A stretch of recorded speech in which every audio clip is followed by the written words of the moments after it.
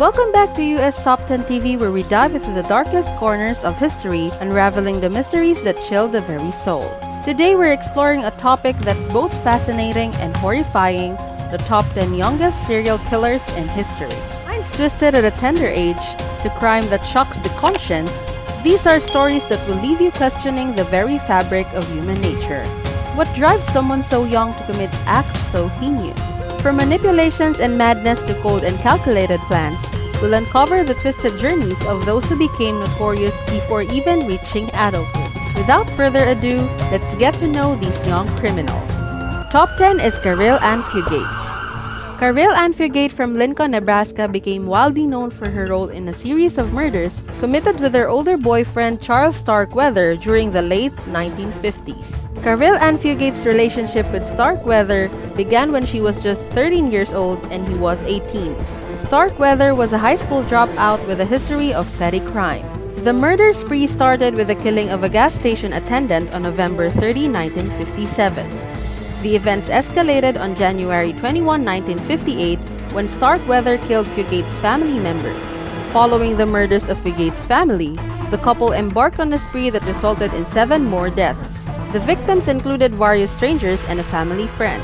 The spree came to an end on January 29, 1958, when they were captured by law enforcement in Douglas, Wyoming. Fugate's trial was one of the most closest watched legal proceedings of the time. The defense argued that she was a hostage and under Starkweather's control. While her boyfriend was sentenced to death and executed in an electric chair on January 1959, Fugate was found guilty of helping her boyfriend commit the crime and given a life sentence. After completing 18 years, she was granted release in 1976 and later worked as a janitor in Michigan. Gabriel eventually retired, and in 2007, she got married to Frederick Clare, a machinist and weather observer. Top 9 is Pedro Rodriguez Filho. Pedro Rodriguez Filho, also known as Killer PT, is one of Brazil's most infamous criminals. Filho's first murder took place when he was 14 years old, an act of vengeance against a cousin who allegedly wronged him. Following this incident, he embarked on a series of revenge killings that were primarily directed at local drug dealers and criminals. He believed he was enforcing his own form of justice. His revenge killings were not restricted to criminals. Filho also killed his father, who had murdered his mother, in a crime that he committed while in prison. His modus operandi involved targeting individuals who he perceived as wrongdoers and those he felt deserved punishment for their crimes. In total, Filho confessed to over 100 murders, although the true number may never be known. The Brazilian justice system sentenced him to nearly 400 years in prison.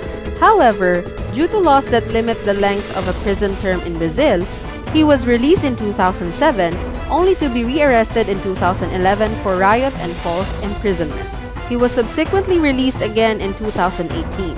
On March 5, 2023, Rodriguez was fatally shot by 2 men firing from a car, who then fled in another vehicle, and they were not arrested. Top 8 is Michael Hernandez. Michael Hernandez, a name that gained notoriety in the criminal justice world, was a young serial killer active in the early 2000s. Hernandez was born on February 2, 1990, in South Florida. When Hernandez was 14, he was convicted of fatally stabbing one of his middle school classmates. The incident took place in a bathroom at Southwood Middle School in Palmetto Bay, Florida in 2004. The investigation into this brutal act revealed some chilling details. Hernandez had been planning the murder for quite some time, keeping a diary filled with elaborate drawings and writings about violence, murder, and his obsession with serial killers. He even listed other students he planned to kill. He reportedly spoke to friends about his interest in becoming a serial killer himself. After a lengthy legal battle, Hernandez was found guilty of first-degree murder and sentenced to life in prison without the possibility of parole. Hernandez's story does not end with his conviction. He was again in the news in 2021 when he died in prison at the age of 31. The exact cause of his death was not disclosed. Top 7 is Marcelo Pasigini. Marcelo Pasigini was a 13-year-old boy from Brazil who gained international attention for the tragic event involving the deaths of his family. On the night of August 4, 2013, Marcelo's parents, a police sergeant and a military police officer, along with his maternal grandmother and great-aunt, were found dead. Marcelo was also discovered dead from a gunshot wound. The Sao Paulo police concluded that Marcelo had killed his family members before taking his own life. Marcelo Pasigini also posted on his Facebook page an image of the Amityville ghost boy, allegedly a ghost of an underage boy whose family was murdered. The police in Sao Paulo, Brazil, believe that the photograph and narrative inspired Marcelo to murder his mother and father, as well as his grandmother and great-aunt. The police's version of the events was based on various pieces of evidence. CCTV footage showed Marcelo walking to school on the morning of August 5, the day after the killings were thought to have occurred. The Sao Paulo police maintained their conviction that Marcelo was responsible for the homicides, despite numerous doubts and alternative explanations. The case was not brought before a judge, and the police account remains the official explanation. Top 6 is Ida Shell. Born into the realm of normalcy in the early 20th century, Ida Shell's life took a turn down a path of heinous acts that would etch her name into history as a killer of exceptional notoriety. A nurse in Munich has made a reprehensible confession to the police. She is only 13 years old and has confessed to murdering at least 6 newborns by inserting hairpins into their skulls. She stated in her confession that she murdered babies because their cries disturbed her. Top 5 is Craig Price. Craig Price, widely known as the Warwick Slasher, stands as a disquieting exemplar of youthful criminality within contemporary criminological discourse. Operating within the confines of Warwick, Rhode Island, Price embarked upon a spree of brutal murders that startled both the local community and the wider criminal justice landscape. Commencing his criminal endeavors at the tender age of 13, Price manifested a disconcerting predilection for violence. His initial acts of aggression were directed towards animals, a common precursor to more severe violent behavior, subsequently escalating to his first human victim in 1987. He was detained in 1989 for 4 killings that took place in his neighborhood, the killing of a lady, her 2 daughters, and another woman 2 years prior. When Price was discovered, he quietly admitted to his wrongdoing. Price's release date was set for May 2020 after he was denied parole in March 2009. Top 4 is Jasmine Richardson. The family's 12-year-old daughter Jasmine Richardson and her 23-year-old lover Jeremy Steinke, now going by the name Jackson May, killed 3 members of the Richardson family in Medicine Hat, Alberta, Canada in April 2006. 3 counts of first-degree murder were used to convict Richardson and Steinke respectively. Richardson, who had just turned 13 when she was found guilty, is believed to be the youngest person ever found guilty of numerous first-degree murder charges in Canada. During the investigation and subsequent trial, it was revealed that Jasmine and Jeremy had been planning the murders for some time. They believed they were vampires and had immersed themselves in an online subculture that glorified violence and death. She was fully released from the legal system in 2016 after serving out her official term. Jasmine's final court appearance was remarkable for the fact that she did not show regret for her crimes. Instead, she just expressed appreciation to the judge. Top 3 is Mary Bell.